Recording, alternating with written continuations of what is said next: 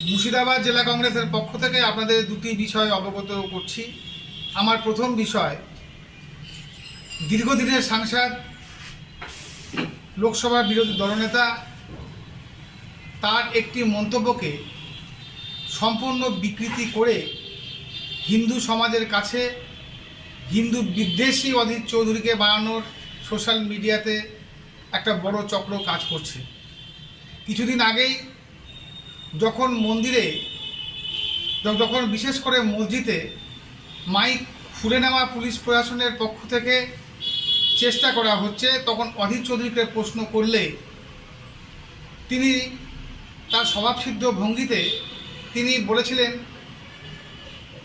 যে মসজিদ হোক মন্দির হোক, এটা একটা পরম্পরা, ঢোল কীর্তন মাইক এগুলো থাকা, যেখানে জনগণ কোনো অবজেকশন করছে না প্রশাসনের কাছে, তাহলে প্রশাসনের আগ বাড়িয়ে সেখানে মাইক খুলে নেওয়াটা কিসের? জেলা কংগ্রেসের পক্ষ থেকে আমরা বলতে চাইছি, অধীর চৌধুরী বলেছিলেন আমার বাড়ির পাশেও কীর্তন হয়, সেখানেও আমার ঘুম ভাঙে। তার মানে এই নয় যে আমি প্রশাসনের কাছে অভিযোগ জানাতে যাই। মুর্শিদাবাদ জেলা কংগ্রেসের পক্ষ থেকে এহানো যে প্রক্রিয়া, এহানো যে প্রচেষ্টা, সেই প্রচেষ্টার আমরা তীব্র বিরোধিতা করছি। আমরা খোলাখুলিভাবে আমাদের দলের স্ট্যান্ড আমরা প্রকাশ করছি। সুপ্রিম কোর্টের নির্দেশ অনুসারে 65 ডেসিমেলের উপরে যে কোনো লাউডস্পিকার বাড়ানো বন্ধ, সেটা সভা সমিতি যে কোনোখানেই হতে পারে। 2 নম্বর, হাসপাতাল কোর্ট এর 300 মিটারের মধ্যে কোনো লাউডস্পিকার বাজানো যাবে না, এটা সবার জন্যই প্রযোজ্য। 3 নম্বর, সেটা হচ্ছে এই রাত্রি 10টার পরে কোনো উচ্চস্বরে কোনো শব্দ দানব বাজানো যাবে না। তা এরকম একটা আইন তো আমাদের আছেই, তা সত্ত্বেও আমরা দেখছি বিশেষ কোনো সম্প্রদায়কে টার্গেট করে এটা করা হচ্ছে।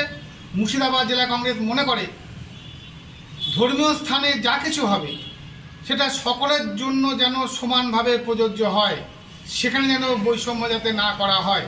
কারণ আমাদের এই ভারতবর্ষ মিলন তীর্থ, সেখানে শুধু হিন্দু আর মুসলমান কেন, এখানে হিন্দু মুসলমান শিখ জৈন পার্সি খ্রিস্টান সকলেই আছে, সকলেরই আপন আপন ধর্মচারণ করার অধিকার রয়েছে।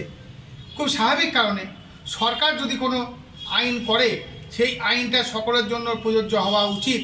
এখানে পুলিশ প্রশাসন কোনো সরকারকে তোষণ করার জন্য, পক্ষপাতিত্ব করার জন্য এখানে কোনো কাজ করবে, এটা মুর্শিদাবাদ জেলা কংগ্রেস বিশ্বাস করে না। আর তার জন্যই আমাদের প্রিয় নেতা অধীর চৌধুরী বলেছিলেন মন্দির হোক কিংবা মসজিদ হোক, এই ভাবাবেগ, এই ধর্মীয় আচার অনুষ্ঠান এটা চলছেই। ফলে সেখানে ব্যতিক্রম হিসাবে শুধুমাত্র মসজিদ কেন, কারণ তারও একটা মন্দির আছে, অধীর চৌধুরী নিজেরও একটা মন্দির আছে যেখানে অষ্টপ্রহর করা হয়। তাহলে কি সেখানকার মানুষ কোনো অবজেকশন দিয়েছে পুলিশ প্রশাসনের কাছে যে না রাত্রিবেলাতে আমাদের ঘুম ভেঙে যায়? তা তো ভাঙেনি, বলা হয়নি।